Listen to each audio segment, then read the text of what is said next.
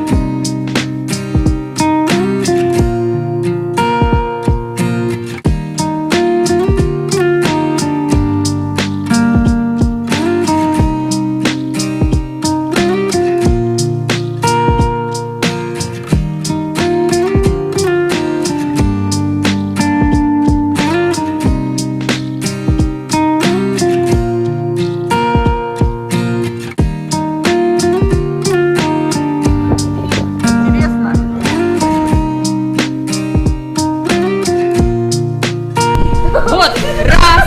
Это девочки Катя и Яна. Потом Сережа будет звонить. Два. Вот этот большой. Никита, иди сюда. Раз, два, три. Никита, это будет три у тебя. Христос воскресе! Воистину воскресе! Сегодня привели ребят, каждый год это делаете? Не каждый год. Это вспомнили сами ребята, когда-то, наверное, года 3 назад мы ходили на Пасху. Они говорят, а на колокольню пойдем? Поэтому я пообещала, я говорю, в понедельник, конечно, пойдем на колокольню. Погоду смотрели вроде бы, ну, все равно ветрено. Младшие ребята, поэтому кто-то уже из них был радостный, очень ждали, когда же мы пойдем на колокольню этого момента. Я обратила внимание, что там просто дергали за неделю, да? А по какому-то принципу изучали? Я когда-то вообще, конечно, когда училась в институте, нам рассказывали, колокольные звоны, они бывают разные. Ну, тут уже как бы на примитивном языке хотя бы, потому что все равно музыканты мы считаем. И я говорила, раз Пасха, будем маленькие колокольчики бить. Христос воскресе! Вот иногда Николай Аркадьевич, когда был Мальцев на колокольне, он Камаринскую всегда бил, у него было нам маленькие колокольчики, поэтому, ну, старались, чтобы что-то было подобное к колокольному звону. Конечно, мы далеки еще от этого, нужно учиться специально. Ребятам рассказывала когда-то, давно были в Ичирском монастыре, и как раз там проходил даже всероссийский фестиваль. Приезжали звонари со всей России, большая колокольня. Вот там тоже проходил фестиваль звонарей. Интересно было послушать.